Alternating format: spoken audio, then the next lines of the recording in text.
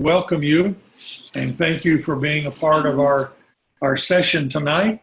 And we're going to be dealing with a sensitive subject and some sensitive things that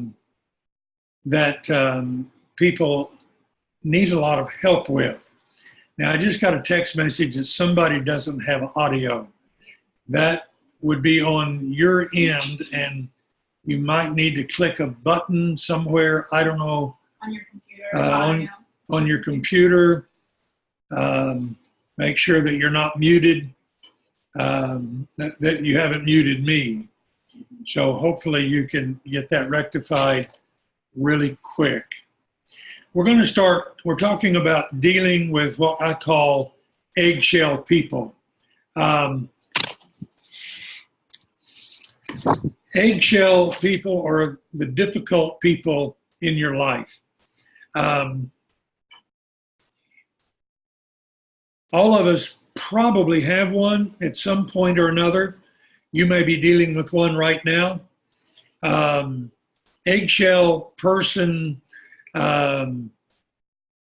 is somebody that appears to be very fragile, and they use their state of being fragile to control other people.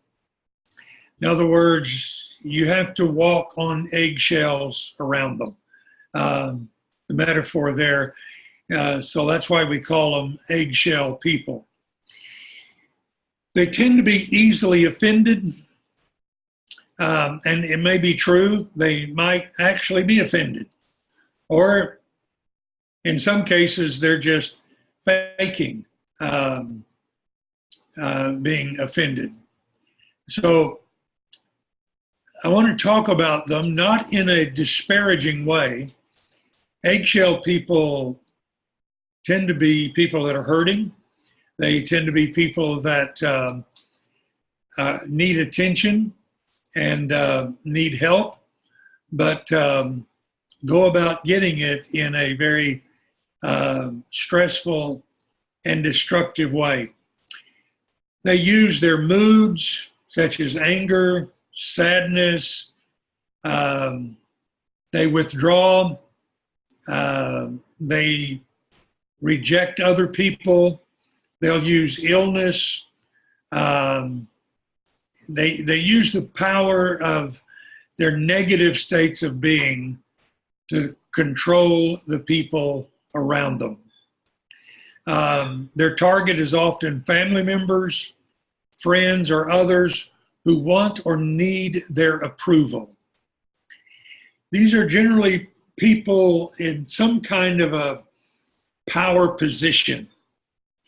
In other words, they pull the strings. It might be somebody whose approval that you need. So their approval is their approval is their power position. It might be somebody. I've worked with a lot of clients who had to walk on eggshells, or they were going to lose their inheritance, or they were going to be disenfranchised from the family, or they were going to be called names of some sort or another. That you're ungrateful, you're unappreciative, or you're a bad person because you're not following the rules. And meeting my needs becomes all about them and their needs being met. Now, generally what happens, obviously they bring a lot of negativity to the relationship. They bring a lot of stressful energy into the dynamics of the relationship. And they hold the power over those that are trying to please them, or trying to gain their approval or their acceptance in whatever capacity that might look like. It's using a parent. It's a parent that withholds love to get you to jump through the hoops of what you're needing them to do. They withhold affection. They withhold validation. They might even withhold money. Anything that can try to control you, and you're always trying to get their approval, get their acceptance. And the problem is they can't afford to give it to you. Now think about it for a moment. If an eggshell person gave you the validation that you're seeking, in their mind, they're losing control over you. Now, basically, they don't get this, but for most people, if you gave them validation, they'd give you more of what they're needing. But an eggshell person doesn't see it that way. They have a very, what we call a scarcity mentality, that there's not enough to go around, and I've got to control you to get what I need from you. So they can't allow you to please them. Now, that becomes very important for you to understand. You cannot please them because they cannot allow you to please them. Because in their mind, if they give you that validation, you might go away. The truth is, that wouldn't be the case. For most of us, we would be more attentive, we would be more giving, we would be more loving. But the fact that they can't see that keeps them in that position of holding something over you. I'm going to demonstrate that for you here in a few moments. Now, I asked the question, who are the victims of the eggshell person? Now, I use the word victim here very intentionally. A victim is one who has their personal power taken away from them, or has surrendered their personal power. You know, I work with people that this is true in a parent-adult-child relationship. Marriage relationships often turn into this kind of an eggshell kind of relationship. It can be a relationship between you and your boss. A boss can be an eggshell person. Now, I want to take this one step further and tell you that sometimes we turn people into eggshell people. For example, some people turn God into an eggshell person. Now, I've got to be very careful what I do, what I say, how I say it, or God won't love me. Now, that's not true about God, but when we do that, we're turning him, we're seeing him as an eggshell person, that we've got to please him. So this eggshell person is somebody who appears that if you don't please them, they're going to crack. They're going to have a nervous breakdown. They're going to become ill, or they're going to go into depression. Now, I'm not saying that everybody that has depression is an eggshell person. I'm saying eggshell people use depression as a tool to get you to do what they want you to do. So don't misunderstand that statement. So we become a victim of an eggshell person when we give them our power. In other words, we don't take charge of our own lives. We have let that person take charge of us. Now, as I said, I see this sometimes in marriages. I've got to please my spouse. Now, pleasing your spouse is not a bad thing, but it should never be a tool to manipulate your behavior or to cause you to lose your own identity, your own purpose in life. That's when that person becomes an eggshell person. They've lost their own identity to try to meet the needs of the eggshell person in their lives. When we allow ourselves to be controlled by other people, we fall into the category of being a victim. I said to one of my clients a number of years ago, "You are behaving like a victim." And they came right back at me and said, "Well, I am a victim." Well, you don't have to be. Victimization is a choice in most accounts. There are some exceptions. I'm not suggesting that somebody that got victimized chose to be victimized, but I am telling you that we can choose to stay in a state of victimization. And I'm going to give you some steps in a little bit to help you to know how to get out of that stage of victimization.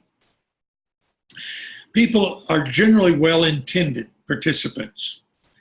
They want the best for that loved one in their life. They want the best for the eggshell person in their life. They'll bend over backwards to please the stressful person. Do everything possible to bring about a peaceful relationship, whether it's a parent, a spouse, a boss, or a friend.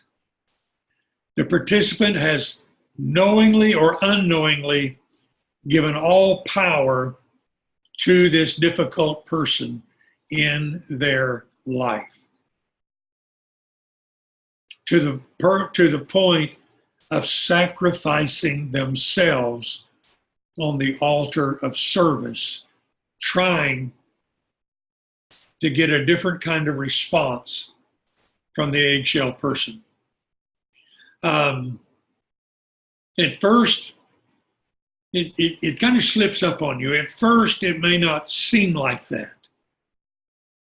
But over a period of time, you start seeing the pattern of behavior that becomes very controlling and very destructive for somebody's life. The bottom line is the stressful person, the eggshell person, that difficult person needs you more than you need them. Now, that's a big statement that you need to wrap your brain around, because you think you need them when actually they need you more than you need them. So I'm going to show you the cycle of the stressor and the participant. So I've got a little whiteboard here, and doing this on camera is not always easy. I'm still learning to do things backwards. So you see the triangle that I've drawn here. And up above the top of the triangle, I've drawn a little circle there, a little cloud-like circle. And that's the stressful person. That's the difficult person in your life. So here's what that pattern begins to look like. You start off by doing whatever you need to do to please this person. So you start jumping through the hoops, whatever those hoops might be. You start jumping through those hoops to try to please this person. Well, after a while, you discover that it's not working. So the doing migrates or turns into anger. You kept trying to please this person. You went out of your way to please this person. You bent over backwards to please this person. And they're still causing stress in your life. That quickly will turn into anger. Now, what happens with this, the next step is the anger turns into guilt. So the doing turns into anger, and the anger turns into guilt. Now we're feeling guilty that we're angry at the eggshell person. Not only are we feeling guilty, they're going to aid us in the guilt. Well, you shouldn't be angry. You shouldn't think that way. You shouldn't feel that way. So they're adding fuel to the anger. Then the next step to make up for the anger, we go back into the doing. So you see the triangle and what's going on here. There's doing, there's anger, there's guilt, doing, anger, guilt, doing, anger, guilt. Now here's why I'm going to draw you a picture and then I'll put it back up here. I'm going to show you what that looks like when we get caught in this cycle. It starts looking like this. Emotionally, we start getting wound up. And the tighter this circle gets, the greater the stress. We're doing, we're angry, we're guilty, we're doing, we're angry, we're guilty. And this person never changes. They're still right there using whatever leverage they have on you to get you to meet their need, for you to take care of them, for you to respond to whatever's going on in their life. They're wanting you to be responsible for their emotional state. Now, that's a huge statement and an important statement. I want to say it again. They're wanting you to be responsible for how they're feeling. Now, are there times that would be the case? Yeah, there's times that would be the case. If somebody is incapacitated and they need help, they need to be fed, they need to be nursed, they need to be cared for in some capacity because they can't do it themselves. But that's not the case with the eggshell people. They would have you to think that's the case, but that's not the case. They are capable of taking care of themselves physically.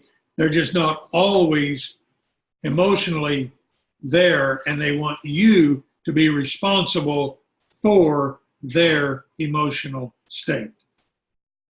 There's a difference between being responsible for somebody and being responsible to somebody. That's a huge difference. You can probably even feel the energy in that when I say it's different to be responsible for somebody than being responsible to somebody. Let me give you another example of an eggshell person. An addict is often an eggshell person. They want you to be responsible for their addiction. And so they will drain people. They will drain you emotionally, they'll drain you physically, they will drain you financially. And you feel very responsible for helping them get out of their addiction.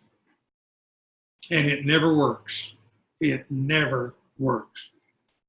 Now, I've worked with a lot of people who had an eggshell person in their life that was an addict, and the addict was making them feel guilty to continue to help them and feel guilty if they didn't. And it goes round and round and round and round until after a while there is an implosion. You get myself going in the right direction here. There's an implosion or an explosion. So the implosion, we're going to draw in here a big dark circle that would represent the implosion. Now, what is an implosion? An implosion is when it's turned in on you. So you become depressed, or you become sick, or you become rebellious. That is an explosion. So we explode. So in other words, we break out or we implode, one or the other. One of those two states is going to happen. It's inevitable. One of those two states is going to take place. Might take place in stages, but it is going to take place if you don't start dealing with how you are responding to the eggshell person. Now, I want you to notice the way I said that. Until you take responsibility for the way that you are responding to the eggshell person. When you try to change the eggshell person, you're buying into their manipulation. Can't do it. You have to move out of being responsible for them. Now, you can still be responsible to them, but not responsible for them. Okay? Now, first step of breaking out of this cycle, the first step of breaking out of this is self-awareness. Becoming aware of the pattern of your behavior, the doing, the anger, the guilt, the doing, the anger, the guilt. And know that what you're trying to do is by your performance, you're trying to change the eggshell person. And they don't change. They can't afford to change because if they change, then you're not going to give them the kind of attention that you've been giving them. And that scares them. Okay. I'm not suggesting that it's evil. I'm just saying it scares them. Okay. Now, the first thing, as I said, is to become aware. The second thing is to set boundaries. Now, this can become very difficult. When I talk about setting boundaries, talking about you not allowing yourself to be controlled by this person. When they say jump, you don't say how high. When they say jump, you simply take charge of your own life. And you decide what you're going to do for that person because you want to, not because you have to. Big difference. Now, when you set boundaries, some of you have tried this and you know what takes place. The moment you set a boundary, you're told you're ungrateful. You don't love me. You don't care about me. You are a renegade. You are the black sheep of the family. You are whatever names they can come up with to try to make you feel bad about setting boundaries. They're going to do it because they're losing control. I had one client who said to me, actually said this to me. Her daughter had been my client. She had come to me for some sessions. She's an eggshell person. And she actually said to me, before my daughter started working with you, I could control her. I'm going to share that. So in other words, she was coming to let me know what a bad person I was and that I had caused her to lose control of her daughter, whom she had controlled a good part of her life. Number 3, turn loose of the need to control the other person's emotional state. You're not responsible for how they're feeling. You're not responsible for how that eggshell person is feeling. So you have to turn loose of the need to control their emotional state. I had a client who came to me, person that became my client, that was experiencing this, and it was with her mother. And I said to her, what if you quit taking responsibility for how your mother feels and let her be responsible? She said, it would take a ton of weight off of my shoulders. I would be a new person. I would have my own life. I could have an opinion. I could have joy. I could have happiness. She's carrying the weight of being responsible for the emotional state of the eggshell person. Now, I've had clients who've gone to great extremes. Their eggshell person in their life have gone to great extremes. I'll tell you one of my favorite stories. It happened a long time ago. Family, very tight-knit family, who loved to vacation together, all adults, had their spouses, their children, and they had I think there was like 4 siblings, and they owned a big cabin up in the Payson area, somewhere up in there in the woods.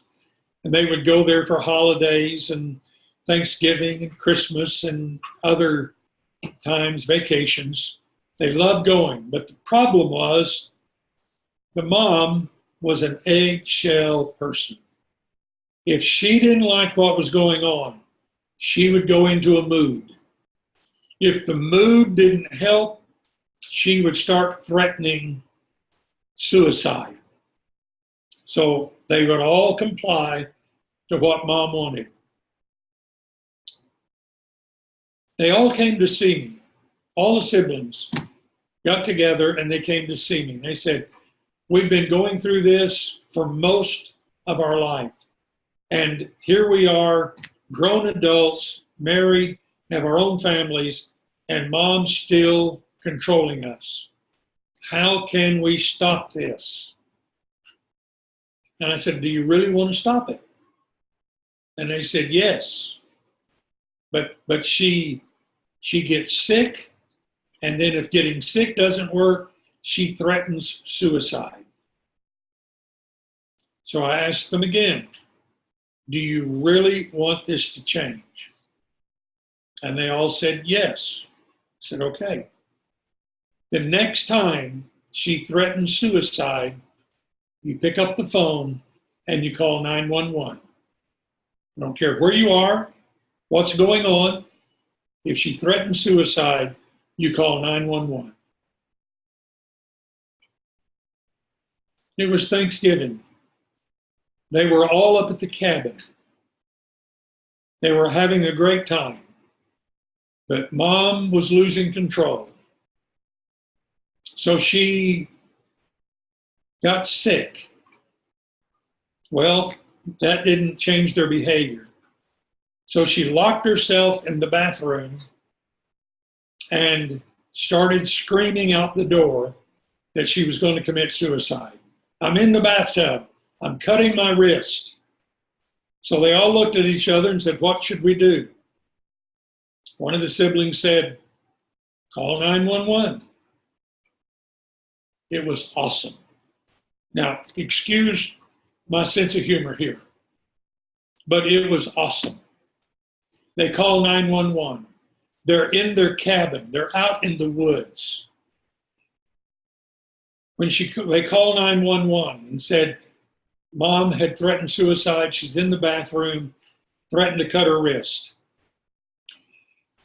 They flew in a helicopter, landed on the front yard of their cabin. The SWAT team jumps out of the helicopter, runs into the house, breaks down the door of the bathroom, Mom's in the bathtub as naked as she can be. They wrap a blanket around her, put her on a gurney, put her in the helicopter, and flies her to county hospital, psych ward at county hospital. Now, thank God that we have a county hospital, and thank God they have a psych ward. But I'm telling you, it's not a place where people of means wants to go. It's not even a place of people without means wants to go. It's not a plush place, is what I'm telling you. And you're not treated in the kindest way that you might be used to being treated if you're a person with means. They flew her in there, put her on a 72-hour hold. She had to spend 72 hours in the county psych ward at the county hospital. When she got out of there, I got Christmas cards from this family. 10 years. 10 years they sent me Christmas cards every year. Thank you, thank you, thank you. She's never tried to commit suicide again. Now, that's an extreme case.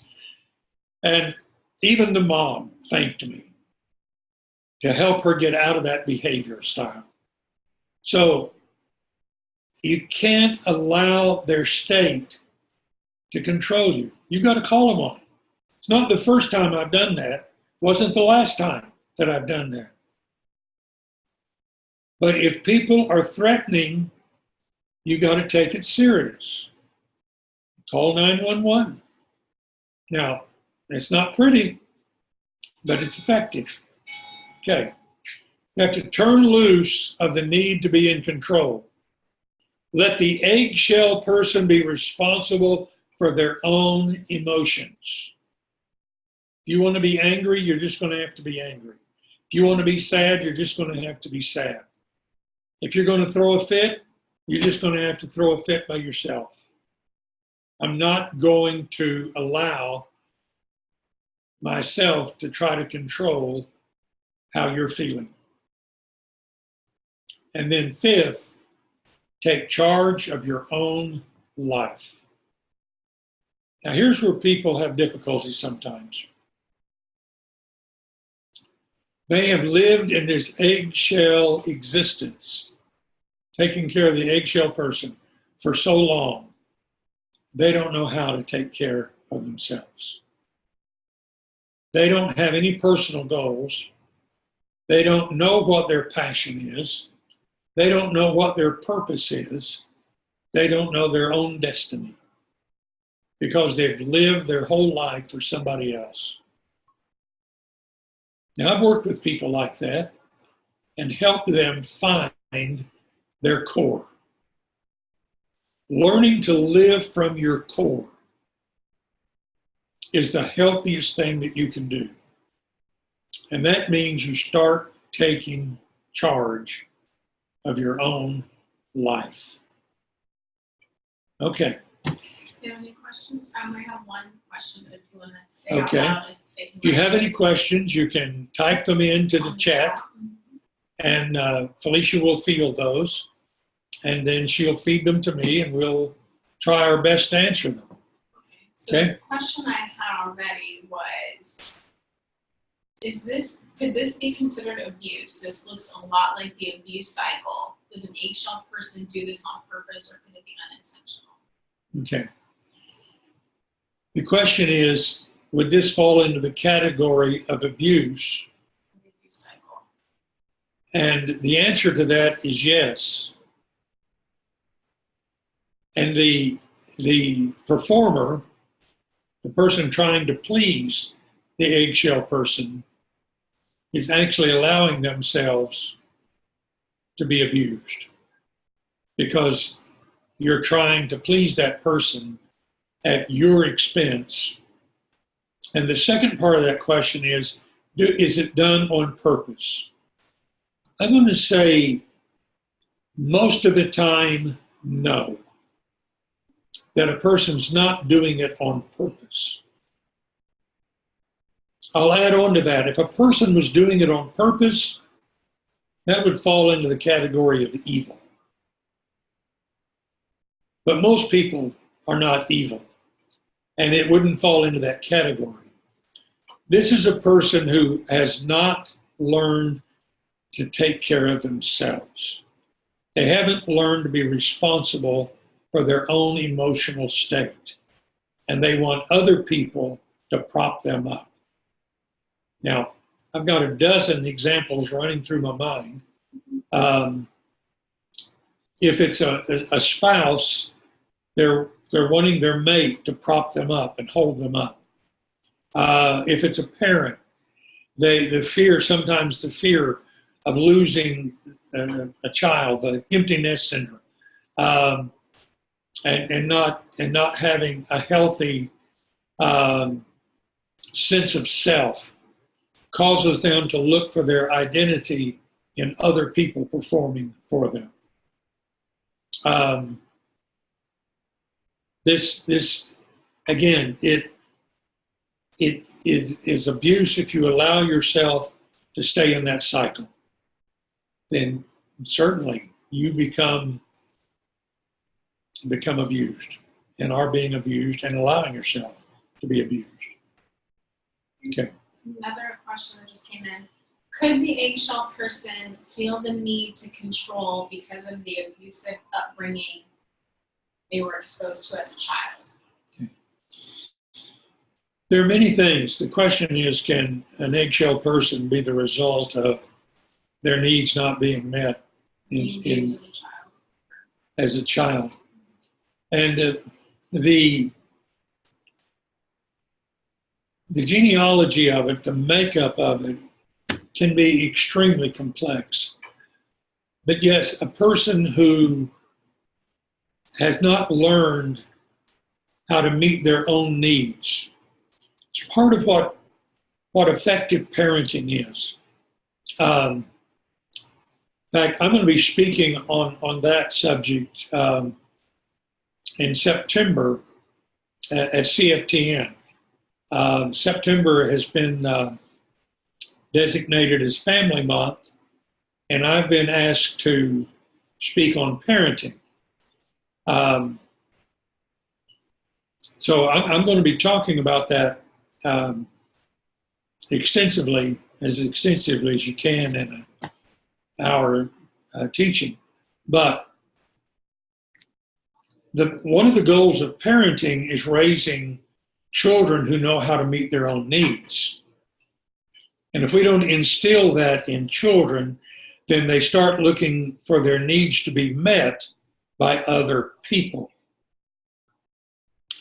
And their need to be, the need for other people to meet their requirements is a sense of self-rejection. Now, I'm going to throw this out there. I don't have time to unpack it all, but this is the height of what we call narcissism. Narcissism is often misunderstood. Narcissism isn't the result of being in love with yourself. Narcissism is the result of rejecting yourself in favor of an ideal perception of yourself. So we reject the authenticity of who we are by trying to accept an ideal part that does not exist. So when a person is so self-centered that everybody else is supposed to meet their needs, this is somebody that hasn't learned to meet their own needs. And then people who buy into that, the cycle then starts repeating itself, and eggshell people produce eggshell people. If you don't break out of that cycle, you become the eggshell person for the next generation. Okay. Here's another one. Can an eggshell person use an illness as an excuse to get out of getting better, or even trying to overcome their illness, even to the point of not wanting to put energy or time into a marriage or relationship? Wow, huge question. I don't know if all of you can hear. Can you hear me when I say that? Shake your head, yes, if you can hear Felicia.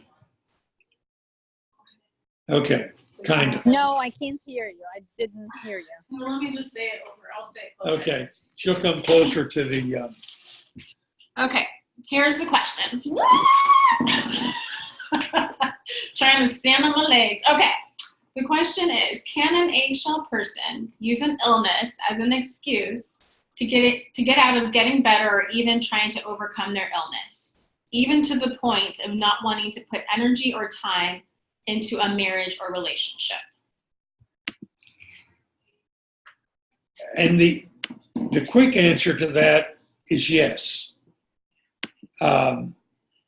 Absolutely. An eggshell person, when the illness is used as a tool.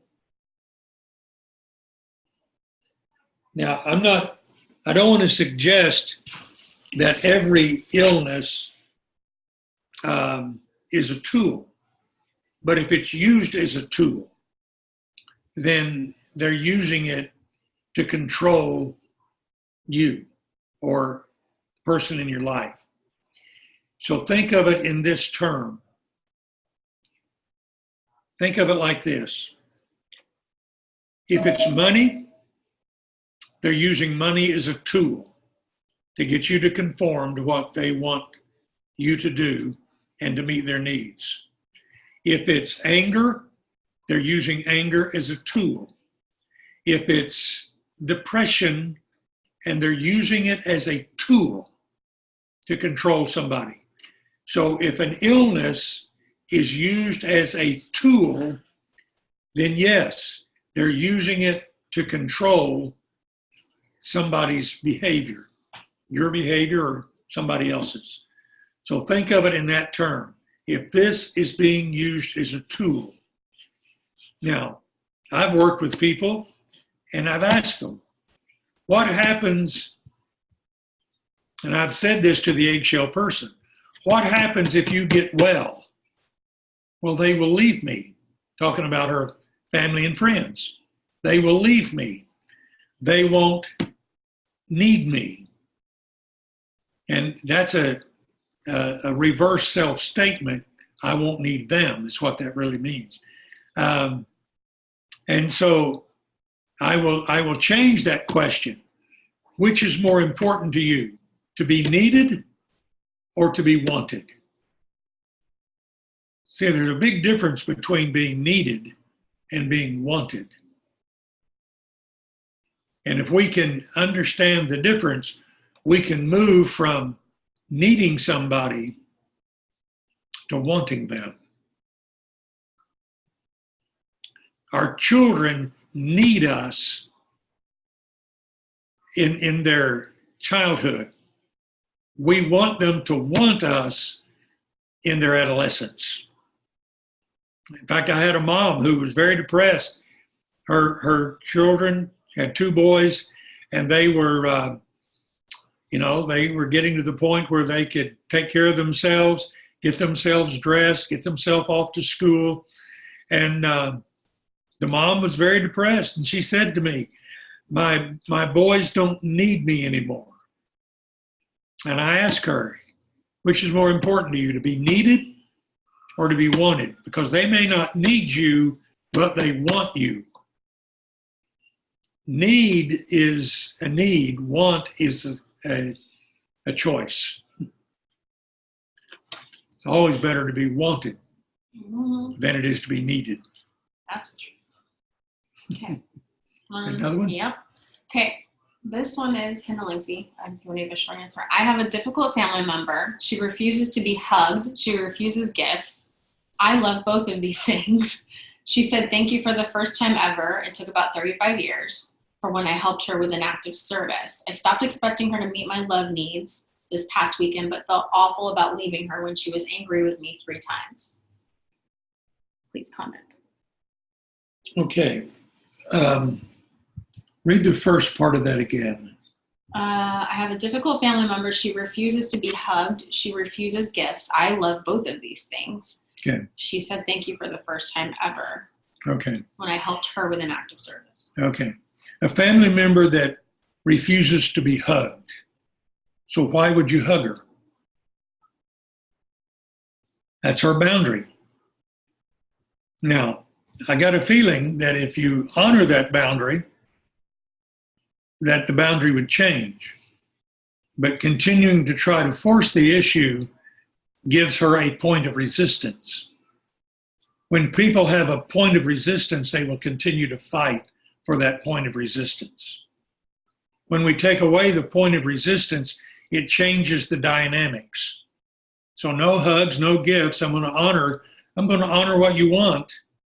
Now, yes, you want the hugs, you want the gifts, but giving them to her, trying to force her to give you what you need by giving her what you want is not going to change her. Now, you said, I think in their first time in 35 years, she said, thank you for something that you had done for her. Five languages. Pardon? She refers to the five love languages. Yeah. Mm-hmm. Yeah. So those are about you, not about her. So honor her request, and it will remove her point of resistance. Okay. This is a good one. This is the last one. Do you think there is a chance a psychologically healthy person could have an eggshell phase? If so, what could be the possible causes? I don't know about eggshell phases. Could a healthy person have an eggshell phase? Can a healthy person get sick? Sure. A healthy person can get sick. But when we have I'm a pretty healthy person. But if I have a temperature, that's a symptom that I've got an infection somewhere. So if a generally psychologically healthy person becomes an eggshell person, that's a symptom of something that's needing to be addressed and healed inside of them. So, yeah, it could happen, but if it's not viewed, remember, the eggshell persona is a symptom of something deeper. Okay? All right. Thank you for the great questions. Yeah. Great dialogue here. Great questions coming in. Felicia's going to come now and talk to you about what can be next for you. All right. Hi, guys. So what's crazy, as I was going to share this with you guys anyways, but when Doc was sharing about the mother that went into the office and said, hey, ever since you've been counseling my daughter, she doesn't do what I say, that was my mom. And as I'm sitting here, I'm flashing back to 6 years ago, and I was brand new with Life Impact, and I had an eggshell mom for 30 plus years, and I didn't have the training I have now, so my initial response was when I finally was learning about it, I finally just blew up, and my emotions were being unlocked, and I was becoming me, and at first that was like a volcano erupting. And so what happened with me and my mom is because I could tell she was in a bad mood, and I'd be apologizing for things that I didn't even do wrong, and I'd been doing that since I was a kid. And so finally when I'd learned about this and I was just done with it, like Doc was saying, the anger and everything. And one time she was doing something and she said, well, I'm just going to leave. And I said, I just got in her face. I'm not saying this is the best way to handle this, guys, but I just got in her face and said, I don't care what you do. Now, if you guys can picture 30-something years old, always like catering her, and she was in absolute shock when I said this to her. And we didn't talk for 3 months. But out of that, realizing that I wasn't responsible for her emotional state and taking responsibility for my own life, flash forward 6 years, we have a great relationship now, a healthy relationship. And she knows my boundaries. And, you know, she's been doing it a long time. Every once in a while, she'll step over that line just a little bit, but she corrects herself because she knows. And I'm just saying, it's once you break the cycle, at first you might even be over defensive with people. Like the moment you get a whiff of it, you're like, no, like karate chop to the face. But, and now it's just, you have compassion. You're like, okay, you know what, that's your issue. But this is such an incredible teaching. We haven't taught it. Doc hasn't taught it in quite some time. We have it on a YouTube from like 4 years ago. And we were talking to one of our coaches going through our training right now. And she was talking about how she has an eggshell person in her life. I'm like, hey, watch this video, which prompted this timely webinar. So we hope that out of it, you got some tools, some awareness to see the big picture of what's happening in that relationship dynamic.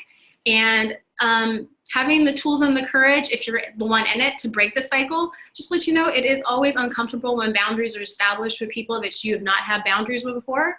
But don't worry, it will redirect over time, but you need to be responsible for you. And if you are the eggshell person, be aware of it and get in touch with those root reasons. As for my mom, I know it comes from rejection as a child. I can see that. I know that, you know, she does it like Doc or whoever asked about being intentional. It was not intentional, you know.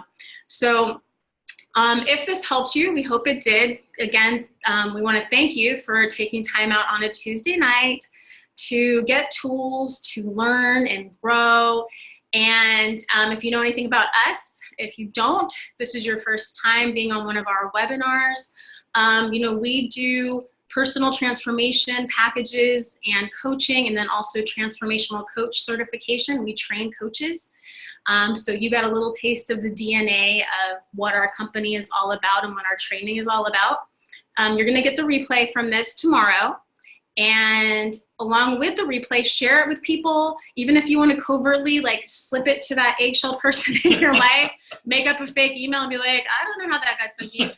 Yeah, go ahead, send it to them. But if you will also include on there information on how to get connected to our packages, I can say 100% that I am living the life that I was created to have become the person that God created me to be by being a part of Life Impact and going through all the trainings. First, focusing on me, because that's what we do first. And then if you want to move on, learning the tools to help others, because you can't help others if you don't know it yourself. You can't lead others to where you've never been. That's our tagline. We're products of the product. We'll keep saying that over and over again. But we're here because we care about people. We want to see people fulfill their purpose, their destiny, becoming all who God created them to be. So you're going to get all that information tomorrow. If you have any questions, feel free to reply to the email. There's also a 5% discount for everybody that's on this call tonight, and also a free life strategy session. If you've not had a session with anybody from Life Impact in the last 2 years, that is, or in an active package right now. So take advantage of it. Even if you just do that one free session and just get some clarity on where it is you want to go, it's priceless. So thanks so much for being on the call, and we look forward to seeing you guys all in the future. You want to say anything, Doc?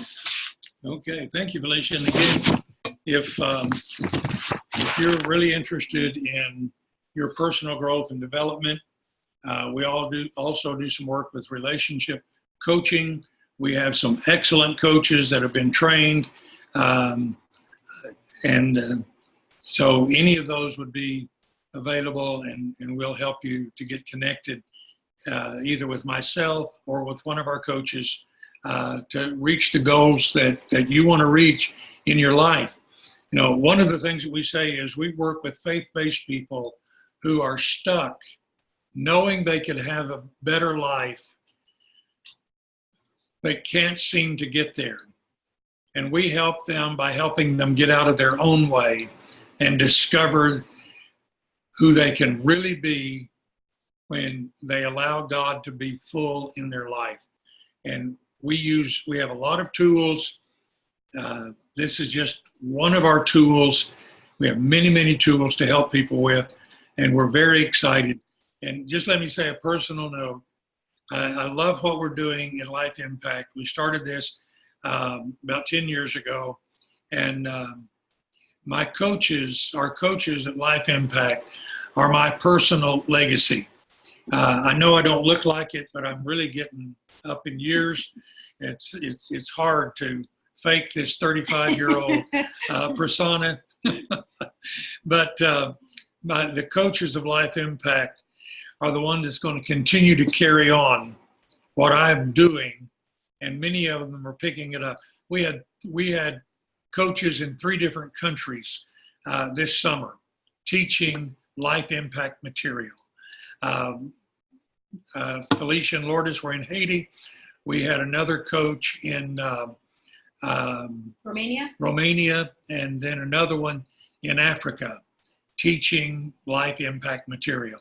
So we are going global and excited about our coaches and what they're doing. They're doing some amazing stuff out there.